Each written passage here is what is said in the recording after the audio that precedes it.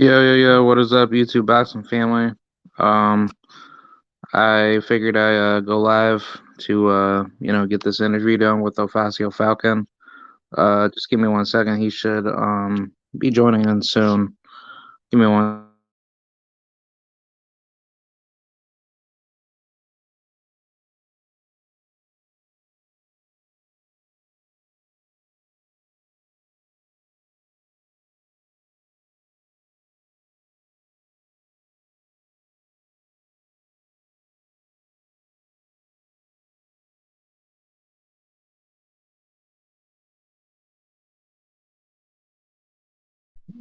Give me 1 second. Sorry, guys.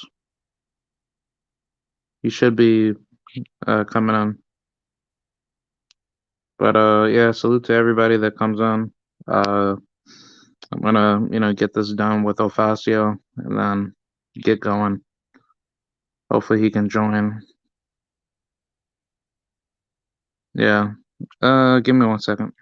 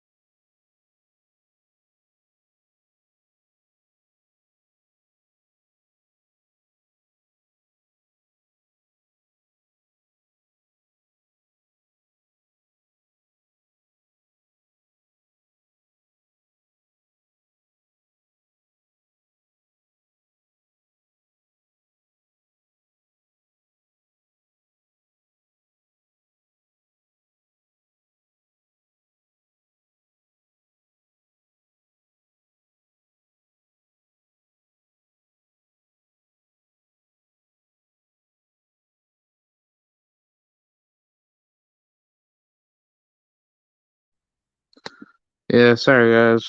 I don't know what exactly is going on, but like I'm trying to get this done and it's not working. I don't know what's going on. StreamYard Pal. Oh, really? That's strange. It's supposed to bring you to a room. Bring you in. Bring you in. Hold on. Come on, man.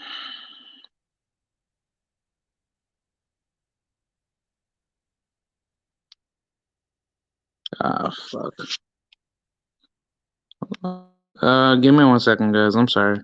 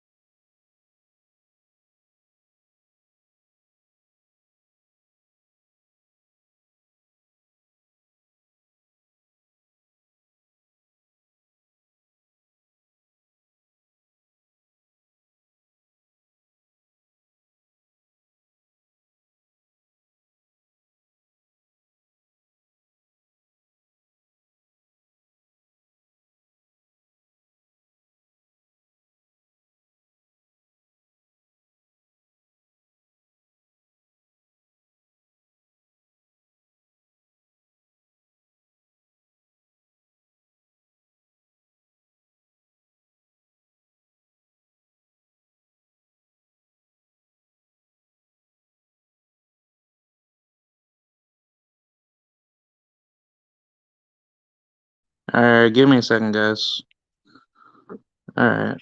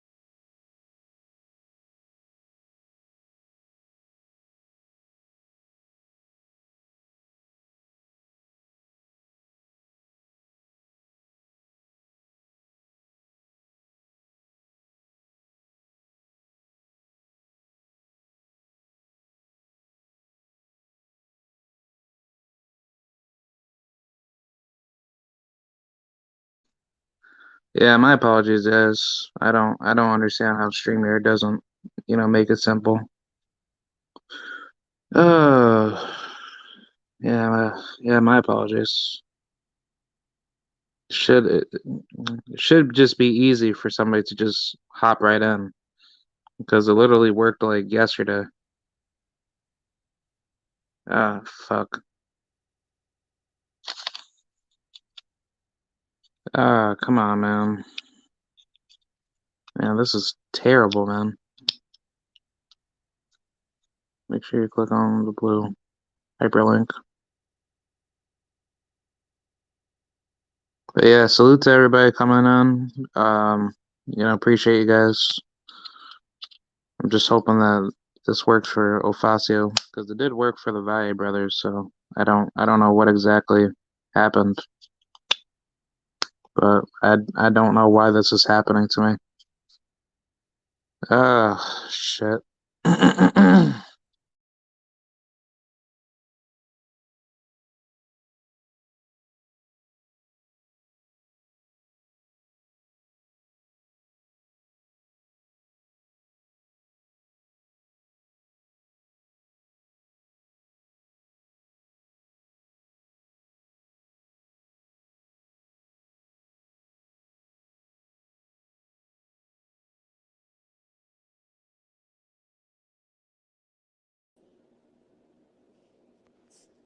Yo, Yeah. Hello? yeah, can you hear me? Yeah, I hear you now, brother. Sweet. I appreciate you for coming through. Yeah, no worries, brother. Thank you. Thank you for the opportunity. Yeah, man. First things first. I'm gonna ask you like a funny question, but I'm pretty sure like you'll laugh. But are you related to Javante Tank Davis? No, sir, I'm not. Yeah, because I was basically like one of the very few people that said that you kind of look like Tank. So I Yeah, a just lot of people tell me that, bro. It's ridiculous. yeah. Can you explain to the audience who you are and how'd you get into the sport? My name's Ofacio Falcon Jr., aka the sniper. I got into the sport when I was about 13 years old, 12 years old. My father was competing as an amateur boxer. He fought in the Golden Gloves. My mother used to take me to his fights. And I think that's what inspired me to fight. Also, a little bit of, troublemaking in school, fighting a lot. So my mom thought that was another way to channel my energy to something positive. I'm currently 8-0 with 6 knockouts right now as a professional boxer. Um, and I got the name the Sniper in Florida one time when I was sparring a 17-0 professional boxer, and the coach told me everywhere I looked, I threw and landed, and I'm very precise and very sharp. And also, in Call of Duty, I always use snipers, so that's something else. Yeah, like as far as your style goes, how would you describe your style? Are you more of like a pure boxer or a boxer puncher? I think a little bit of both. I just do what I need to do to win. If I need to go forward, I'll go forward. If I need to fight in the pocket, I'll fight in the pocket. If I need to box, I'll box. I do a little bit of everything. I would just say I'm just an all-around fighter. I can do it all. As far as like your training goes, what do you work on to help you elevate to the next level? Just getting the best work I could possibly get. Because you, as long this at this point in your career is just getting the best sparring you can have, the most experience you can have. There's only so much you can get just from training, but I try to keep everything sharp, working on my defense a lot. I don't know if you can see on my on a lot of my videos or fights that I try to showcase a lot of defense. Um, and yeah, just work on my combinations, my power, my fighting off the defense. That's what I'm doing a lot of this camp. I'm working on a lot of fighting off my defense now and putting more pressure. So as far as everything else, every fight is different. You can't really train the same every fight, but we try to touch on everything. Yeah, as far as like your like opponents go, it seems like that you are facing like opponents that are getting, the better of your skill set, and you're actually like looking a lot more different in your fights. Are you trying to go that route of just trying to match yourself up tougher, as the ladder gets like a lot more harder? Um, I'm a believer in, you know, I'm only 22 years old. I just turned 22. So I know there's a lot of experienced fighters out there. And as I'm going up, I'm going to have to face a lot more experienced fighter. But at the age of 22, there's not a lot of fighters, fighting because I can just take any other route that everybody else is taking. I don't, but what I would say was I like taking fights that have challenged me. I take my time though. I'm not trying to rush anything. I'm not trying to, jump from here to a world title, but I do want to test myself every now and then. As far as my skill set to see where I'm at, to see what I need to work on, because that's the only way you're gonna know. Not fighting somebody who's just gonna get in there for one round and leave. You're really gonna know who you are when you get inside in front of, like my last fight. I flew all the way from New York to Costa Rica, fought in front of about 5, 6 thousand Costa Rican fans, and I fought a Costa Rican fighter, live on the zone. And there was a lot of things going on in and out the ring, politics, and a lot of things that weren't supposed to happen. But I bottled it all up, and I just went out there and I did what I was supposed to do. And that's what a fight is about, the experiences. And I feel like that was one experience that is making me 20 times better than what I was before that fight. So, yes, I do try to take um, step up fights as far as my trainer, which is my father and my manager, tells me to take, and I just keep moving forward. That's what's gonna make you better. Yeah, because I find that very interesting that you say that, because it seems like not a lot of fighters want to do that. They really try to replicate like the Floyd Mayweather model, but they just do it in a very weird manner where they want to like fight, the easiest route of competition for the like, for the least amount of risk. But I think it's very important to start fighting more overseas, because fighting here in America is still, corrupt in terms of judging, but to go over to like Spain or Italy or anywhere in the world, that's even more riskier, because you don't know what's going on out there. Exactly, and there's a lot of people that say you should have did this, you should have did that, but I just did what I needed to do to win. When I fought on that undercard, there was two fights before me, and they both were robberies. There was this one guy that fought, and it was a 4 rounder, and they stopped the fight the first round because he got a cut. It was a headbutt, very Yeah, open cut. white kid, I forgot his name, but Yeah, you know who I'm talking about then. that guy, And they gave the win to the other guy when that was a no contest. yeah. And then the fight before that one, there was a war, but I thought the Mexican fighter won, and that's another friend of mine who's trains I think in California, and I thought he won. It was a very close fight though, but I thought he won, and they took it away from him as well. So before my fight even started, they came in the room and they told me, listen, if you don't win this fight clearly, they're gonna rob you, because right now they don't have any control. There's all Costa Rican judges. There was a Costa Rican ref. And I still bottled it all up, and I went out there and I did what I was supposed to do. There's not a lot of fighters that would do that in front of a home crowd, especially when you're coming out and everybody's booing at you and tossing things at you. I'm happy that I went through something like that, because just it showed me that no matter what the situation is, I'm able to bottle it all up and go out there and still perform. Yes, I do believe that there's a lot more in me, but as far as if everybody was there and they knew what was going on in that fight, you guys would know um, that I just fought how I was supposed to fight to win. I'm not going to state a lot of other things online because we went past it, we won. But moving forward, a lot of things will be fixed, and a lot of those things will not happen again. But I thank God for the opportunity. Once again. Yeah, that's very interesting. As far as the division you fight at, what division do you fight at? Super featherweight 130 right now. Okay. Do you plan on moving up, or like what's the political goal that you're trying to go for? Right now I'm gonna stay at 130. If I can move down to 126, I will. Of course, over time.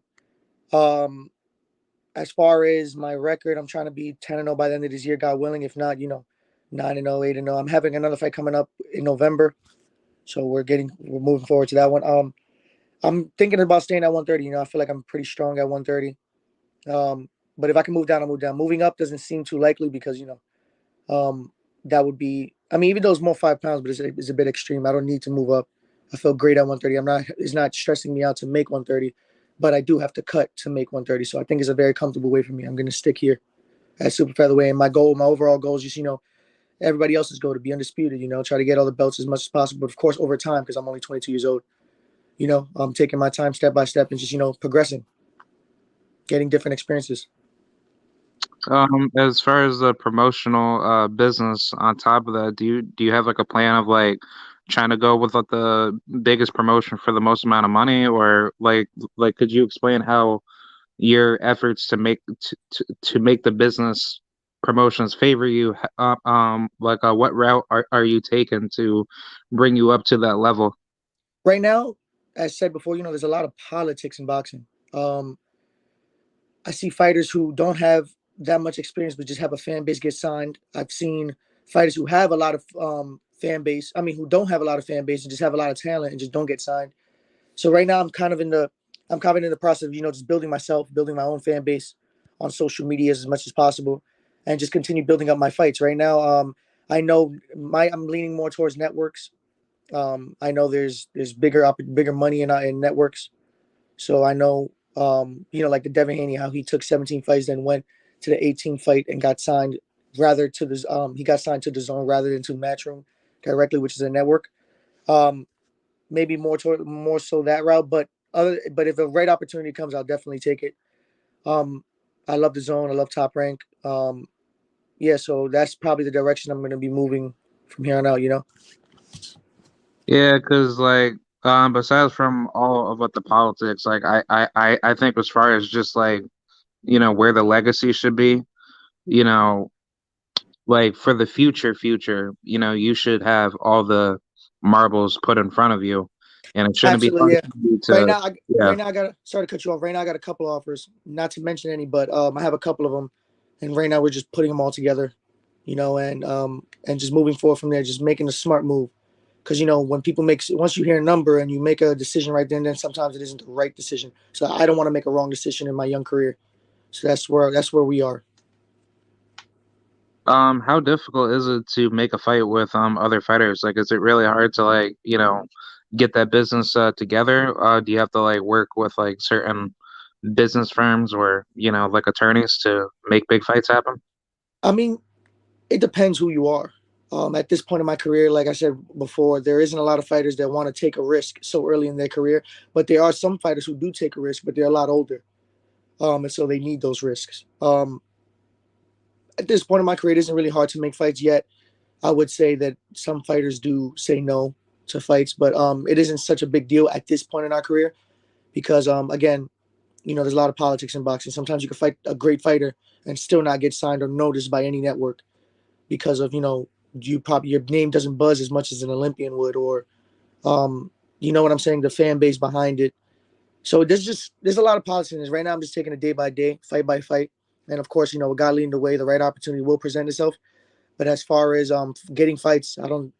Well, my manager handles that stuff. I just train and fight, so I really haven't get too much involved in that. But um, as far as right now, no, it isn't hard to find fights. No. Okay. Um, as far as I guess at the angle of like what impact you want to bring to your fans that look up to you, what's the biggest influence that drives you every day to do what you do now? My mother, my sisters, my family. I promised my mom when she was younger that I'm gonna, change our lives. I try to promise my sisters. They look up to me. They see me as a role model to them. And I just want to continue putting that on. And me and my father share the same dream because this was his dream beforehand, but he wasn't able to continue. So I'm continuing it. So there's a lot that's involved in this. It's not just fighting. or it's not only about the money, even though money is very important in this life, you know. So, um, my overall, you know, what drives me is my family. I continue moving forward. I train as hard as I do. I wake up every day. I sacrifice, and I just do what I need to do to get us to where our goal is in life. You know, just generational wealth is my goal, honestly. Not only by my family, but my family, and so on. Um, yeah, that's my overall goal right there. Yes.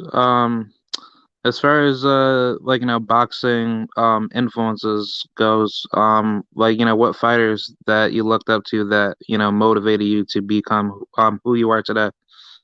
There's a lot of fighters. I wouldn't say I like one specific fighter, but I like a lot of fighters for different reasons. Um, One fighter for our current fighters right now are probably like Jaron Ennis and Shakur Stevenson. Those guys are just completely out of, you know who they are, right?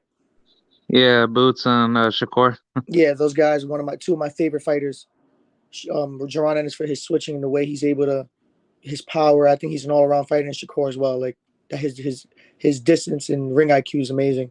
And as far as who inspired me back then, were I would say like Sugar Ray Leonard, the way he was fast and very flamboyant, and the way he throws a lot of combinations, and his speed and power. You know, I feel like I have those things as well, um, to inspire me to where I get to now. Yeah, so those fighters right there were really truly inspired. I think my style more or less. Oh, and Bernard Whitaker too. I love how slick he was and how comfortable he was in the ring. Yeah, same here. Like I like looking at those guys. Like I like looking at all the southpaw fighters just because I box too, and I'm a southpaw. But um, yeah, like those names. I constantly study them every single day. Yeah, I as well say the same. Do I? So do I. So do I. I was gonna ask. I believe you said to me in the past that you have Puerto Rican, like a bloodline. Absolutely, my father's Puerto Rican. Oh, okay. Do you have any Puerto Rican fighters that you look up to that like inspire you to like to do like what you do now? Puerto Rican, yeah, Miguel Cotto. He was one of my favorite fighters when he was fighting at the time, and I really enjoyed the fight with him and Mayweather. It was a very, very, very competitive and great fight. That was one of my favorite fights right now. Tito Trinidad, people say I look like him as well. Yeah. Um, so he was one of my favorite Puerto Rican fighters as well. 2.0. Yeah, 2.0, right? This is ridiculous. No, Probably should never said that because now everybody's gonna say the same thing. you look very like Michelle Rivera. I'm not gonna lie. Like you Look and at Michelle that. Rivera are almost like brothers. Look at that. Yeah. So yeah, those are the Puerto Rican fighters I probably look up to from back then. Great fighters, amazing fighters. All of them had great left hooks. Um, the way they put their punches together, their footwork, their style, it's just great. You know, they're always going to a fight and they come to perform. And I feel like that's the category I want to step into, and that's what I want people to notice me at. Do you ever plan to fight in Puerto Rico one day? Absolutely, I would love to fight in Puerto Rico. You know, when the opportunity presents itself, we would definitely take it. As far as Puerto Rican boxing, do you think it's dead or do you think it's growing? Um, right now, I would say it's like in the middle of everything. I wouldn't say it's dead. We're always here. There's a lot of young Puerto Rican prospects coming up, as myself and other fighters. But you know, as the years go on, I will myself or other prospects in other weight classes, we will make it known again that Puerto Ricans are here. I'm here, and I wouldn't categorize myself in that. I wouldn't categorize myself. Um, I want to categorize myself, excuse me, as a Puerto Rican fighter, but I want people to know that I have an all around style. You know what I'm saying? I want to bring something different to the Puerto Rican style. That we're not just forward comers and punchers that people say we are, flat footed. I got a lot more. I got a lot of skill sets that I want to show the world. And over time, I will do that, and that would put Puerto Rico not back, but it will make us more like, yo, we're here once again. Yeah, because I was talking to the Valle brothers yesterday like about that, and I think the talent is probably way better compared to other ethnic groups talents, but I just Absolutely, I feel like the style's evolving. yeah. But I was gonna add on top of that to say like there's plenty of other names out there that people don't talk about, but they just focus on the mainstream names like Berlanga, Xander Zayas, those guys, but they don't look at guys like Subra Matias that like that's actually title bound very soon. Mhm. Henry Moncho LeBron, that other guy Brian Yeah, Pala. he's another great fighter too. Yeah. Um but as far as those names go, have you ever ran into those guys or? Absolutely. I ran into Edgar Berlanga. As a matter of fact, he's one of great friends of mine. When I was fighting, I fought on Telemundo for top rank at one point, which I think was my second fight. Um, Edgar Berlanga was one of the guys that vouched for me with one of the matchmakers over there and told him to sign me. I had a contract with them years ago. I mean, not years ago. Well, yeah, about a year ago, like two. But then COVID happened. A lot of things fell off, and a lot of things changed in boxing. But it's okay. Like I said, I keep faith. I keep moving forward. A lot of things happened where I wasn't. I was out the ring for a year. And then this year I just turned up again. This is my third fight. No, this is my fourth fight this year coming up. So I've been very active. But as far as, yes, I have ran into a lot of those Puerto Rican fighters. Yes. Yeah, because it seems like that a lot of those people are getting a lot of promotional gain, and I wanted to ask do you think it's more important to be more outspoken to get that name, name branding out there more, or do you think it's more important to just focus on your fighting and then talk later after you win your fight? I think a little bit of both, but again, politics in boxing, like promoters, they would see you. Let's say, for example, I was to call a top ranked fighter out, they wouldn't give me an opportunity as in as a 50-50 fight, and we go in there and we fight, and it's just going to be a fair fight. You know what I'm saying? Because I've seen a lot of fights where fighters will go in there, fight, and it'll be a draw when the other guy wins, or because they lose money on that. And I understand, but that's just the sad part about boxing. It isn't just going there and whoever the fighter wins wins. Now they're protecting a lot of fighters. So, to be in a fair note, I would say it's just in a little bit of both. I think it's a little bit of both. I mean, being outspoken isn't always the best way to do it. I'm the type of guy who just go fight, and when opportunity presents itself, I take it when it's the right opportunity. I speak up for myself off of my performances. I wouldn't speak beforehand because I've seen a lot of guys who've been speaking beforehand and things happen. They take a loss or something. So I just remain focused on the fight. That's it. Stay humble and remain focused. That's all. Yeah, because I tend to see that certain guys like Keyshawn Davis and those guys, they like to run their mouth a lot, but it's just like, that's good to a certain degree, but at what point does, let the B side have to step in to say to the A side, protect the fighter, to say that, look, you're not as good as that you say that you are, but, if you're really, like about that life, then, like, come fight me, because it seems like that flair out of boxing has been, you know, gone for quite a long time where, fighters don't really beef as much anymore, and, build-ups for certain fights are not as, how should I say, intriguing. So, do you I think say that's, yeah. I see upcoming as far as the upcoming prospects. I feel like um, as we move forward and as we grow in the sport of boxing, yes, I do think maybe we should call each other out every now and then. But I feel like as far as right now at this very point of our career, we're not going to make $1 million off of just saying, "Yo, hey, I want to fight this guy. He's scared of me." I feel like going in there, performing, and having the crowd and the fan and our fan bases be like, "Yo, these guys would be great matchup." You know what I'm saying? And overall growing the fight rather than us putting it out there and then everybody just is in through one ear and out through the other. Um, a great representation is like, for example, Crawford and Spence. It took years for that fight to grow that big. They were calling each other out at one point, but it wasn't making as much noise as it is now. Right now that fight's $1 million fight, millions and millions of dollars into that fight right there. And I feel like everybody in the world would love to see that fight. And I just feel like as we grow in our careers, but at this very point in time, there's no reason to do that. Just go in there and perform. That's it. Just be quiet, go in there and fight. Because at the end of the day, you can say whatever you want to say, but you still got to fight. You're facing a man across from you. Nobody else in this world. Yeah, I agree. The last questions that I wanted to ask is, will you ever entertain a Mexico versus Puerto Rico matchup one day? Absolutely. I always dreamt of that watching, like I said, the old Puerto Rican fighters fight, like Miguel Cotto and Tito. But yes, I would love to. Yes, that would be an amazing fight one day. Of course, when the opportunity presents itself once again, I'm gonna be there. I'm gonna stand on it, and I'm gonna win and put on another amazing performance for the Puerto Rican crowd and Mexican crowds, of course. Yeah, because I'd definitely like to see that sometime in the future. Because there's like a lot of Mexicans, especially at 130, that definitely deserve that matchup with you. Absolutely, absolutely. The last question that I was gonna ask is, what is your end goal of what you want to bring to your fans and audience, like, before it's all said and done? Before it's all said and done, I want people to know that I'm great. I'm one of the greatest Puerto Rican fighters out there. I brought a different style to boxing. Um, and I just want people to know that, I really want to showcase my talent, let everybody know that, I'm here.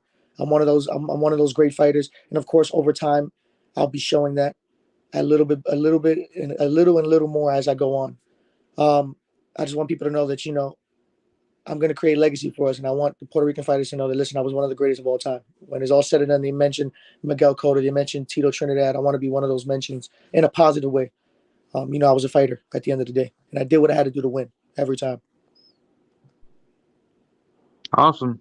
I appreciate your time, man. We got to do this again, and Absolutely, I agree. And I uh, thank you for the opportunity. yeah, I definitely wish you best of luck in your upcoming fight and everything else that goes on for the future. Thank you, my brother. I really appreciate you once again. And listen, shout out to my father, my family, my friends, my manager, Go Management. And everybody stay tuned, guys. The sniper, we coming, man. We here. Yes, sir. We coming. Yeah. 9-0 coming soon. Thank Yes, you. sir. I appreciate it, man. Thank you, brother. All right. I'll talk with you soon. For sure. Bye bye. Yep. All right, guys. Thank you guys so much for coming through. Sorry for, not, spelling Ofacio's last name. I'll properly, like, I'll get that fixed up for you, for you guys. Thank you guys for watching. Be sure to like, rate, comment, and subscribe. Do what you got to do. And thank you for the opportunity, Ofacio, once again. And yeah, man, I'll see you guys later. Have a good day, and peace out. And also salute to the mighty LDBC. And this is K Rod signing out. Bye.